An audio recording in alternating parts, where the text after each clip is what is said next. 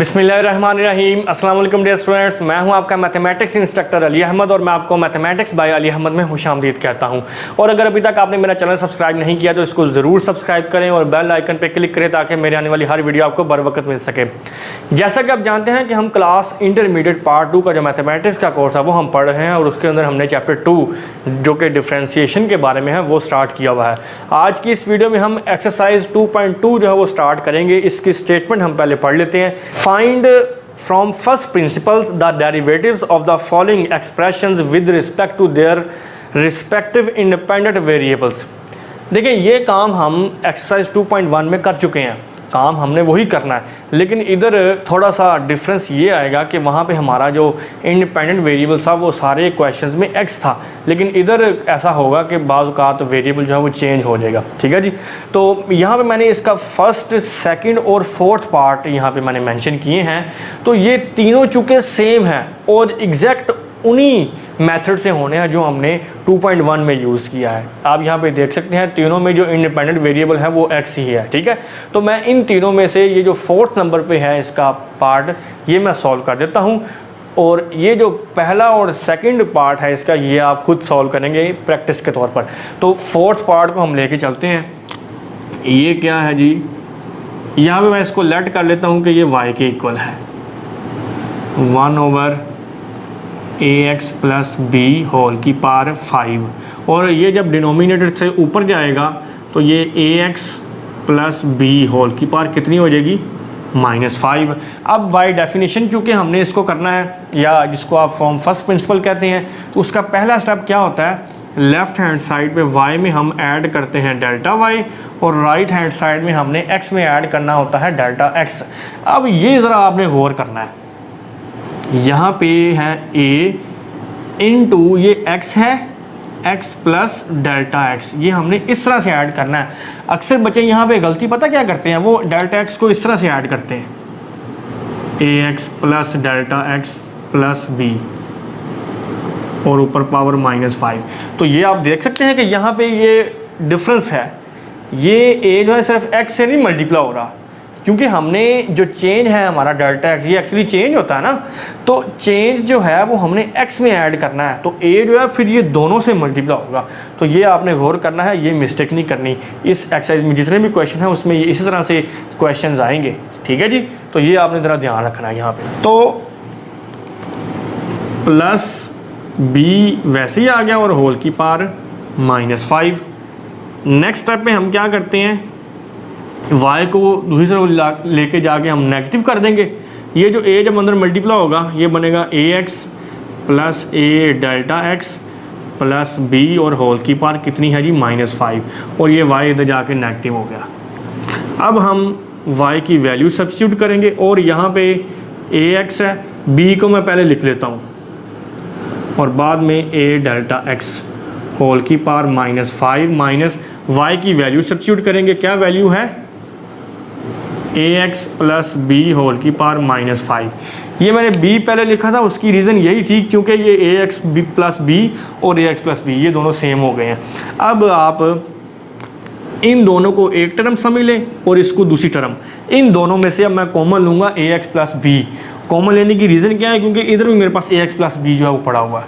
तो जब हम इन दोनों में से ax प्लस b कॉमन लेंगे, ax प्लस b इसकी पावर भी -5 आएगी, और अंदर चूँकि हमने ये कॉमन ले लिया हुआ है, इधर रह जाएगा 1 प्लस ये a डेल्टा x दूसरी टर्म जो है, इसमें चूँकि ax प्लस b नहीं पड़ा हुआ तो ये इसके डिनोमिनेटर में आ जाएगा ax प्लस b और होल की पावर -5। इस स्टेप की समझ आ गई।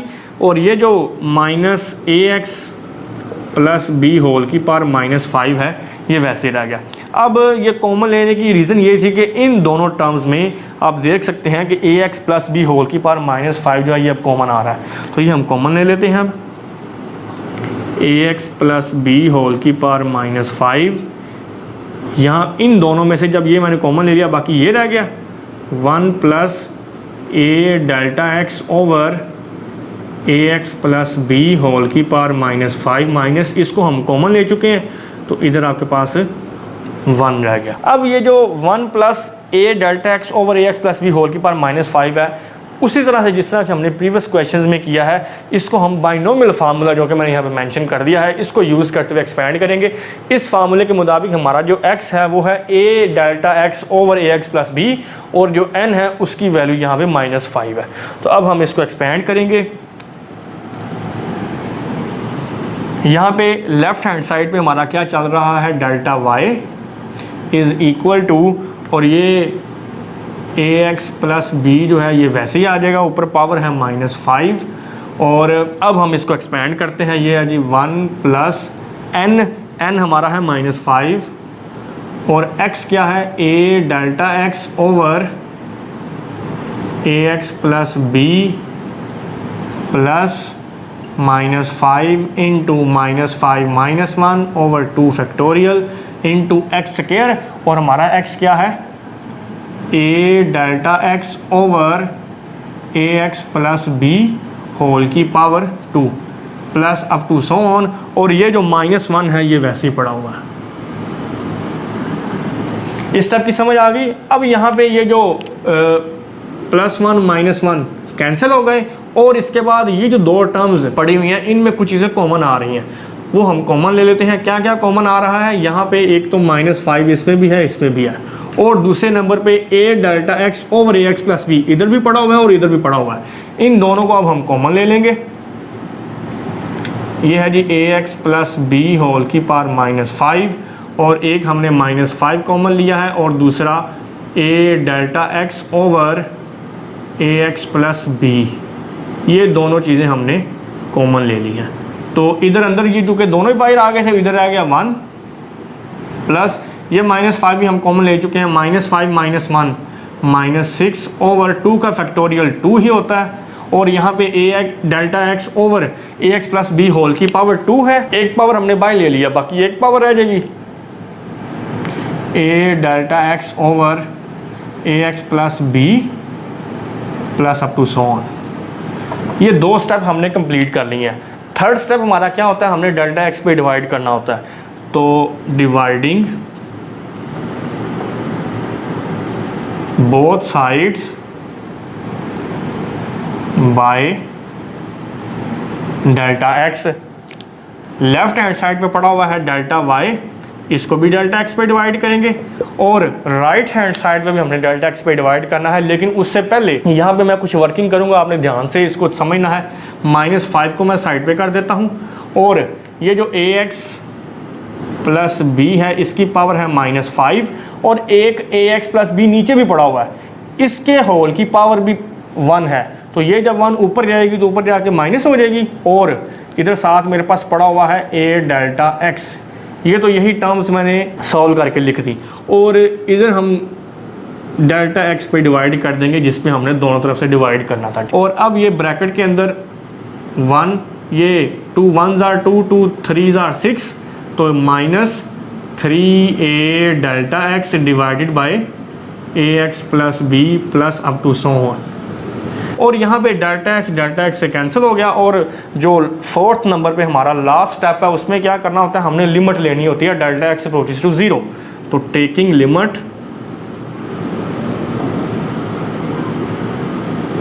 डेल्टा x अप्रोचेस टू 0, तो दोनों तरफ अब आप लिमिट ले लें। Limit delta x approaches to 0 delta y over delta x, limit delta x approaches to 0, यहाँ पे पड़ा हुआ है -5, और इसकी पावर क्या हो जाएगी ax प्लस b -6, और यहाँ पे a रह गया है, और ये वाली टर्म जो है ये वैसे ही आ जाएंगी, 3a delta x over ax plus b plus up to so on. अब ये जो लेफ्ट हैंड साइड है, limit delta x approaches to 0 delta y over delta x, ये आप जानते हैं किसके इक्वल हो जाती है, dy ओवर dx के। और राइट हैंड साइड पे अब हमने डेल्टा x की लिमिट पुट करनी है, मतलब जहाँ पे डेल्टा x है वहाँ पे हमने 0 पुट करना है। तो -5 और a इनको मैं पहले लिख लेता हूँ, और बाकी है ax प्लस b होल की पावर -6, 1 माइनस इस डेल्टा x की जगह पे हमने क्या पुट करना, 0 divided by ax plus b, और चूँकि इससे अगली तमाम टर्म्स में डेल्टा एक्स पड़ा होगा और डेल्टा एक्स हम पुट कर रहे हैं 0, और इस लिमिट की वजह से फिर इससे अगली तमाम टर्म जो हैं वो 0 हो जाएंगी। -5a ax प्लस b की पावर -6 1, ये 0 हो जाएगा इस 0 की वजह से। तो हमारे पास dy/dx का फाइनल आंसर क्या आ गया फिर, -5a, ये चूँकि 1 है ना तो ये तो ख़त्म हो जाएगा, तो ये ax प्लस बी होल की पावर -6 है। मैं पावर को पॉजिटिव बनाने के लिए इसको डिनोमिनेटर में लेके जा रहा हूँ, ax प्लस बी होल की पावर +6 हो जाएगी। ठीक है जी, तो ये हमारे पास dy/dx फाइनल आंसर आ गया है इस फंक्शन का, which is 1/ax plus B whole की पावर 5। उम्मीद करता हूँ कि ये क्वेश्चन आपने अच्छी तरह से अंडरस्टैंड कर लिया होगा, और इसको समझने के बाद इसके जो पहले 2 पार्ट हैं ये आप इजीली खुद भी सॉल्व कर सकते हैं। अब नेक्स्ट इसका जो 3rd और 5th पार्ट है ये भी दोनों सेम है। इन दोनों में भी वर्किंग हमने वही करनी है बाय डेफिनेशन में, जो 4 स्टेप्स को फॉलो करते हैं हम डिफरेंशियल फाइंड करते हैं, लेकिन इसमें स्लाइटली डिफरेंस ये है कि वेरिएबल्स चेंज है। पहले हमने जितने भी क्वेश्चंस किए हैं एक्सरसाइज 2.1 के अंदर और इसी एक्सरसाइज के जो पहले 3 पार्ट हैं उसमें वेरिएबल जो है हमारा, जिसको इंडिपेंडेंट वेरिएबल कहते हैं, वो x ही था, लेकिन इसमें देखिए वेरिएबल चेंज हो गया है। इसमें वेरिएबल t है और इसमें वेरिएबल z है। काम वही करना है, सिर्फ वेरिएबल चेंज है। मैं इसका 5th पार्ट सॉल्व करता हूँ। 3rd जो है वो इंशाल्लाह आप खुद भी सॉल्व कर लेंगे। इसको समझने के बाद वर्किंग सारी सेम ही होगी, सिर्फ फ़र्क वेरिएबल का आएगा, और फिर इसको हम किस तरह सॉल्व करेंगे आगे देखते हैं। 5th पार्ट में इसका ले लेता हूँ, इसको मैं लेट करता हूँ कि ये y के इक्वल है 1/az माइनस बी होल की पावर 7। इसको जब हम ऊपर लेके जाएंगे तो इसकी पावर जो है वो नेगेटिव हो जाएगी, -7 हो गया। पहला स्टेप हमारा क्या होता है, यहाँ पे डेल्टा y ऐड करना है। अब जब हम पिछले क्वेश्चंस को सॉल्व कर रहे थे तो उसमें चूँकि वेरिएबल इधर x होता था तो हम ऐड करते थे डेल्टा x, इधर चूँकि वेरिएबल z है तो इसमें हम फिर डेल्टा z ऐड करेंगे। और सिमिलरली जब आप 3rd पार्ट को करेंगे तो इसमें चूँकि वेरिएबल t है तो आप डेल्टा t ऐड करेंगे। ये फ़र्क है सिर्फ, a into z plus delta z add कर देंगे इधर, और -b वैसे ही, और होल की पावर -7। स्टेप नंबर 2 में हमने क्या करना होता है, y को उधर जाके नेगेटिव करना है। a को अंदर मल्टीप्लाई करते हैं, az plus a delta z minus b whole की पावर -7। ये y इधर जाके नेगेटिव हो जाएगा। अब हम इस y की वैल्यू पुट करते हैं, az, इस -b को पहले लिख लें और बाद में a डेल्टा z होल की पावर -7, और y किसके इक्वल है जी, az माइनस बी होल की पावर -7। ये b को पहले लिखने की रीज़न ये है क्योंकि यहाँ पे भी az माइनस बी है तो ये मैंने सेम करना था। अब नेक्स्ट स्टेप में हम क्या करेंगे, इन दोनों को एक टर्म समझ लें और ये हमारी दूसरी टर्म है। इन दोनों में से अब मैं az माइनस बी कॉमन लूँगा, तो ये आपने गौर करना है कि मैं किस तरह से कॉमन लूँगा। az माइनस बी, ये मैंने कॉमन ले लिया। ये दोनों को हमने चूँकि एक टर्म कहा था, ये कॉमन आ गई, बाकी रह गया 1 प्लस। अब a डेल्टा z में तो ये टर्म नहीं ना पड़ी हुई, तो फिर ये जो az माइनस बी है ये इसके डिनोमिनेटर में आ जाएगा, a delta z over az minus B, और इसकी पावर भी -7 आ जाएगी, जो हमने कॉमन लिया है इसकी पावर भी -7 आ गई, और यहाँ पे पड़ा हुआ है az माइनस बी होल की पावर -7। अब इन दोनों टर्म्स में अगर आप गौर करें तो az माइनस बी होल की पावर -7 कॉमन आ रहा है, तो हम इसको कॉमन ले लेते हैं। अब az माइनस बी होल की पावर -7, इन दोनों में से ये जब कॉमन आ गया बाकी ये रह गया, जो कि 1 plus a delta z divided by az minus B whole की पावर -7, और ये चूँकि हमने कॉमन ले लिया हो तो इसकी जगह पे फिर 1 रह गया। अब ये जो 1 प्लस ए डेल्टा जी ओवर ए जी माइनस बी होल की पावर -7 है, इसको हम बाइनोमियल फार्मूले को यूज़ करते हुए सॉल्व करेंगे, जिस तरह से हमने प्रीवियस क्वेश्चन में किया है। यहाँ पे मैंने बाइनोमियल फार्मूला लिख दिया है। तो इस फार्मूले के मुताबिक हमारा जो x है वो है a delta ji over A ji minus B, और जो n है वो हमारा है -7।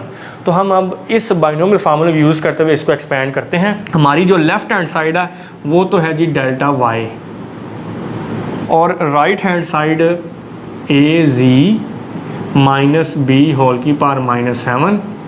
अब हम इसको एक्सपेंड करेंगे। ये है Z 1 plus -7 into A delta ji divided by A ji minus B plus -7, ये जो n है, क्योंकि हमारा n -7 है ना, -7 -1 डिवाइडेड बाय 2 फैक्टोरियल, और फिर है x का स्क्वायर। तो हमारा x क्या है, a delta ji divided by A ji minus B whole की power 2 plus up to so on, और ये जो -1 पड़ा हुआ है ये वैसे ही आ गया। जी इस टाइप की समझ आ गई। अब नेक्स्ट ये जो +1 है और ये -1 है, ये तो हो गए कैंसिल।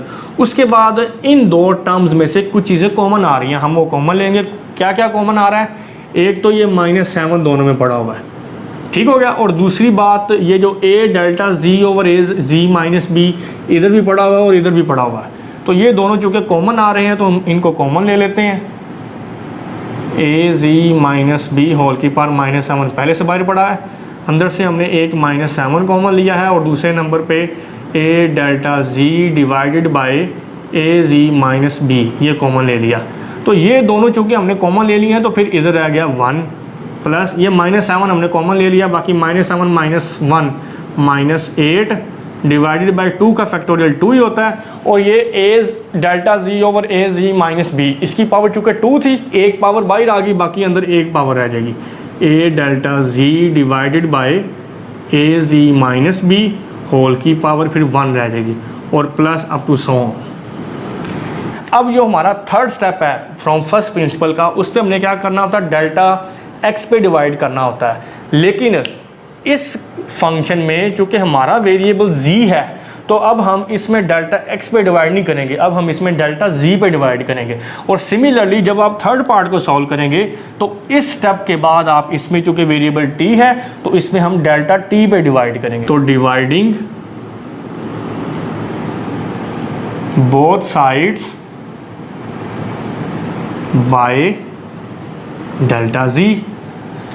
लेफ्ट हैंड साइड पे पड़ा हुआ है डेल्टा y, इसको भी डेल्टा z पे डिवाइड कर दिया, और राइट हैंड साइड पे भी डेल्टा z पे डिवाइड करना है। लेकिन उससे पहले यहाँ पे मैं कुछ वर्किंग करूँगा, आपने गौर से समझना है। ये -7 और a को मैं साइड पे करने लगा हूँ, -7 इंटू ए, और उसके बाद ये जो ए जी माइनस बी है इसकी पावर है -7, और ए जी माइनस बी नीचे भी पड़ा हुआ है, और इस होल की पावर है 1। ये जब 1 ऊपर जाएगी तो ये हो जाएगी नेगेटिव, इधर बाकी रह गया है डेल्टा जी। यहाँ तक समझ आ गई। और जिस डेल्टा जी पे हमने डिवाइड करना था वो मैंने यहाँ पे लिख दिया, ओके हो गया।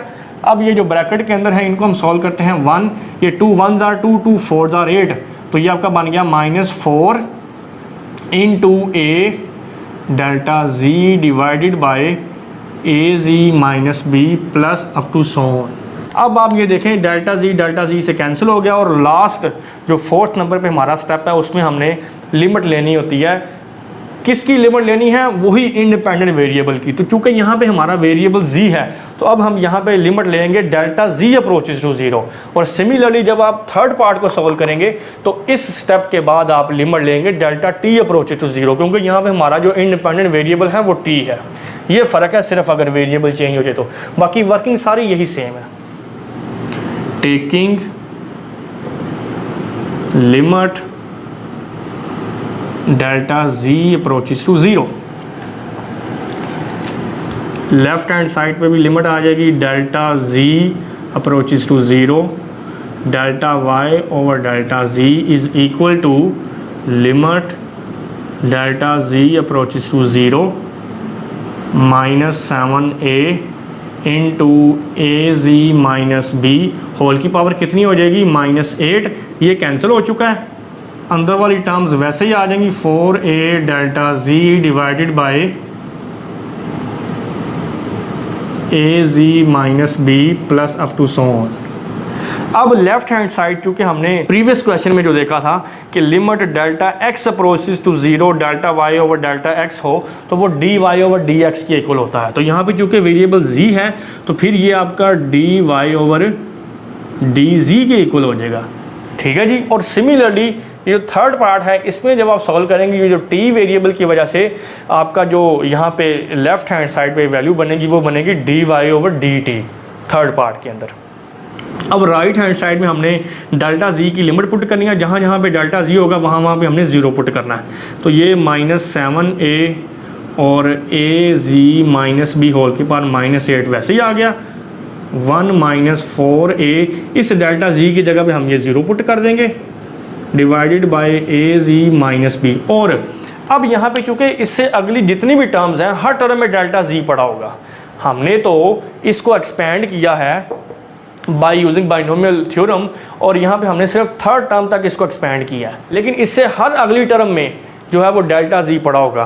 तो वो इस लिमिट की वजह से चूँकि limit delta z approaches to 0 है तो इससे अगली हर टर्म जो है वो 0 हो जाएगी, +0 तो -7a। ये जो ए जी माइनस बी होल की पावर -8 है इसको मैं पॉजिटिव करने के लिए पावर को इसको डिनोमिनेटर में ले जाता हूँ, नीचे जाके इसकी होल की पावर हो जाएगी +8। यहाँ पे रह गया 1 माइनस ये 4a ओवर ए जी माइनस बी, ये इस 0 की वजह से सारा 0 हो गया। तो हमारे पास फाइनल dy बाय dz का आंसर क्या आ गया जी -7a ओवर ए जी माइनस बी होल की पावर 8। इसी तरह से आप इन्हीं स्टेप्स को फॉलो करते हुए इसका थर्ड पार्ट जो है वो खुद इजीली सॉल्व कर सकते हैं। सिर्फ फ़र्क क्या होगा कि इसमें जो इंडिपेंडेंट वेरिएबल है वो t आ जाएगा। तो आप इसको सॉल्व करते हुए आप यहाँ पे डेल्टा t ऐड करेंगे, यहाँ पे डिवाइड करेंगे डेल्टा t पे और लिमिट लेंगे डेल्टा t अप्रोचेस टू 0। तो उम्मीद करता हूँ कि इन क्वेश्चंस को समझने के बाद इसके जो रिमेनिंग क्वेश्चंस हैं ये आप खुद भी इजीली सॉल्व कर सकते हैं। और इसी के साथ हमारी एक्सरसाइज 2.2 कंप्लीट हो गई है। मैं उम्मीद करता हूं कि इन क्वेश्चंस को आपने अच्छी तरह से अंडरस्टैंड कर लिया होगा।